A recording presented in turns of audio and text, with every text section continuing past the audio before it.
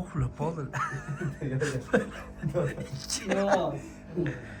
Asal ari bilan davolashda foydasi bormi, yo'qmi deganlarga juda ko'pchilik hosh tomonidan davolangan ekan. Undan oldingi videomiz juda ko'p odamga ma'qul ketdi. Bolam men shifo topdim, oyog'im og'rirdi, so'g'otgan edi, juda ko'p joylarimga foyda qildi deyshadi. Eng kommentariyada hamma har xil yozadi. Hosh tomonidan so'raymiz, to'g'ri kelgan odamga ari chaqilaveradimi, yo'qmasa u odamga bir qator tashxis qo'yiladimi, allergiyasi bormi, yo'qmi so'rab o'tamiz. Assalomu alaykum, hoji aka. Alaykum assalom. Assalomu alaykum yurtdoshlar. Biz qilayotgan ish uxlagan nervlarni uyg'otish, immunitetni ko'paytirish, nerv to'shkalariga asarlarni chaqtirib borishlik. Bu oddiy chaqish emas, arteriyaga emas, venaga emas, kapillar tomirlar tuguniga asarlarni qo'yib boramiz. Avvalda ham tushuntirganmiz, biz asarlariga chaqtirgani kelgan odamni avvalo diagnoz qo'yib, allergiyasi bormi yo'qmi surishtirib, agar allergiyasi bo'lsa buni chaqtirish mumkin emas bo'ladi. Probani bir dona qo'yib, ko'p qoldirib qo'yamizda 5 minutda bildiradi. 5 minut o'z bundan. Mana shu biz qo'yayotgan tochkaga qo'yayotganimiz hisobiga 5 minut ichida asha allergiyasi bo'lsa ham yo'qotib boradi. Yo'qotib boradi. Kimlarga mumkin emas? Mumkin emaslar bunday bo'ladi. Allergiyasi, kuchli allergiyasi borlarga homilasi yaqin qolgan jijilaydigan ayollarga va qonini almashtirib turgan odamlarga mumkin emas. Mumkin emas. Demak kelsa birinchi o'rinda maslahatni berasiz, keyin o'shandan kelib chiqib turib, keyin aniqlab qo'yiladi. Diagnoz qo'yamiz, keyin endi boshlaymiz. Hozir mana shu bolamiz yangi keldi. Biz buni surishtirdik, diagnoz qo'ydik. Allergiyasi yo'q. Hozir birinchi allergiyasini qo'yib, allergiyaga qarshi qo'yamiz shunda ham. Sinovda. Proba qo'yamiz. Hozir birinchi mana qo'yib boramiz. Bismillohi tavakkaltilloh, la havla va la quvvata illa billahi aliyyil azim. Demak o'shanda bilinadi. Mana endi qo'yib qo'ydik. Bo'sh tasang o'zingizda. Juda tez o'tadi. 15 sekund o'tadi. Demak boshida og'ritadi. Hozir biz 3 yasharni tevasdan davolab boramiz. Siyib qo'yadigan, grippdan bosh chiqmagan, immuniteti past, yaxshi gapirmagan, yaxshi yurmagan, hatto bo'yi yaxshi o'smayotganlarga ham foydasi zo'r. Foydasi bor. Xo'p, bu ayniqsa revmatizm, polartrit, grija disk, bronxitasmi, saharli diabet, davleniya, farzandsizlik, ushoq tomir shamollashi. Ayniqsa ayollarda bachadon kistasi, miomasi, ko'krak kistasi, ko'krak bezigacha yo'qotib boradi. Boshlig'i gapingizni bo'laman. Shu yerda davolanayotganlar o'zidan so'rasak bo'ladimi? Albatta bo'ladi. Xo'p, akamiz assalomu alaykum. Aka qayerdan keldingiz? Andijondan. Qanchadan beri kelasiz? 5 kundan beri. Sizda endi nima bo'lgan? Sovuqotganmi yo shamollashda? Shamollash. Shuning uchun qanchadan beri davolanyapsiz? 5 kundan beri. 5 kundan beri o'zgarish bormi yo'qmi? O'zgarish bor, Allohga shukr. Demak bor. Oyoqlarda isishlar bor ancha. Yaxshi, hamma zo'r. Yaxshi. Demak yosh kattalar ham yoshlar ham keladi. Hosh tog'amizga qanaqa qo'yilgan? Assalomu alaykum. Alaykum assalom. Hosh tog'a siz asosiy oyoqqami yo bellarga hammi? Oyoqda uyushgan bordi, 6-chi kun hisobda qoldi. Qabziyat bordi, ichim yaxshi yuryapti. Demak ichiz ham yaxshi yuryapti. Qabziyatlarni ham yo'qotib boradi. Qabziyatni ham yo'qotarkan, chiqarish asosan mavzu shu edi. Hozir yaxshi. Yaxshi. O'zgarish bo'lyapti. Demak yosh kattalarda ko'proq oyoq uyushishi bo'ladi, oyoq og'rig'i ko'proq bo'ladi.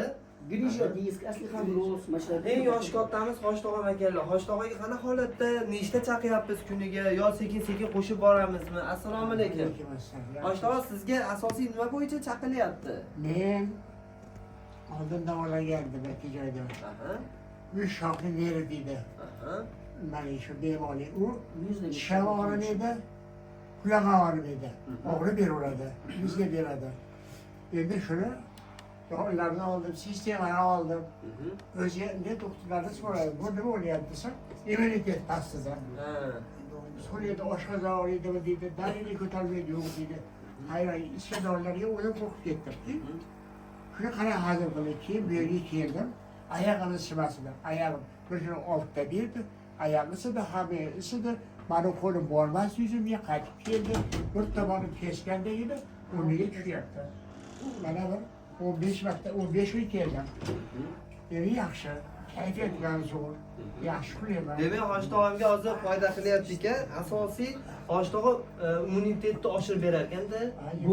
Bu qilayotgan ishimiz o'zi asli immunitetni ko'paytirish. Ha, demak kasal bo'lmaydi. Ha, uxlagan nervlarni uyg'otib, immunitetni ko'paytiradi. Immunitet nima? Bu qonni ichidagi moddalar to'plami. Inson tanasida qancha qonni ichida qancha modda bo'lsa, turpoqda shu modda bor. Yaqinda yaponlar kompyuterda tekshirib, inson tanasida qancha modda bo'lsa, turpoqda shu modda bor ekan deb topdik deb ayxonlar solishuvdi. Ha, buni biz avvaldan bilamiz u. Odam alayhissalomni turpoq jinsidan, loydan yaratgan. Turpoqda qancha modda bo'lsa, inson tanasida shu modda bor. Alloh taolo o'zining qudrati bilan turpoqdagi hamma moddani o'simliklar orqali turpoqni ustiga ko'tarib qo'ydi. Bu o't o'lan bo'ladimi, mevasi daraxt bo'ladimi, ular aksar gullaydi. Asalari bir qatra asalni 1000 ta guldan oladi. Demak, turpoqda nima bo'lib o'sgan bo'lsa, hammasini gulini, durini yig'ib kelyapti.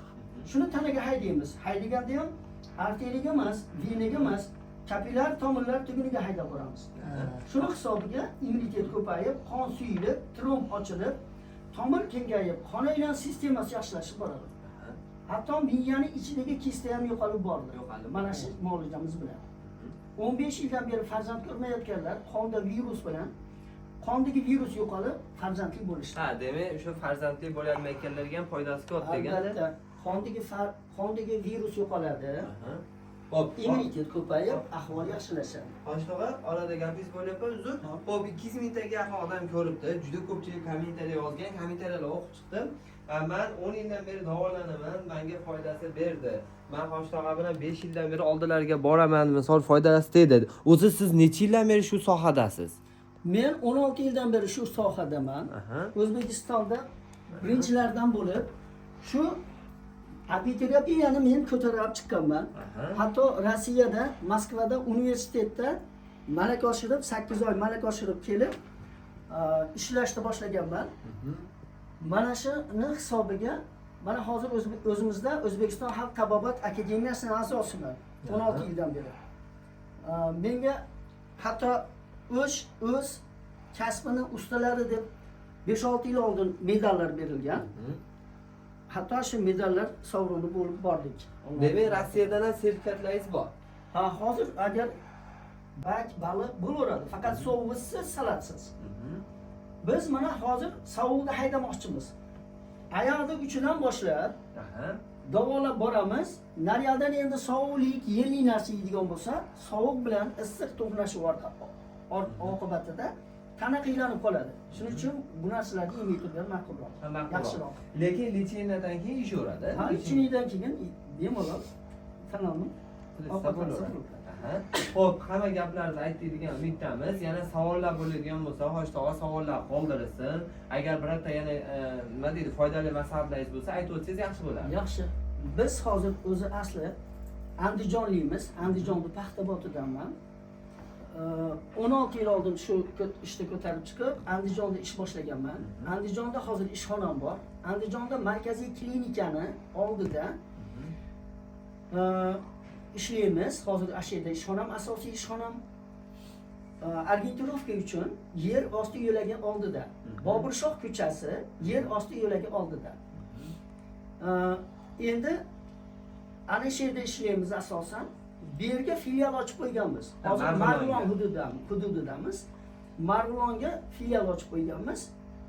U yoqda ham, bu yoqda ham doim xabar olib, o'zim ustida turishga harakat qilaman. Ha, demak ikki tomonda. Bu yerda shogirdlarim ko'p.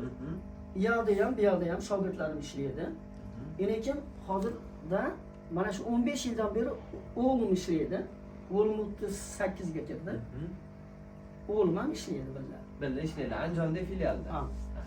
Xo'p, bo'lmasam shunaqa foydali videolarni yaqinlarga jo'natib qo'yinglar.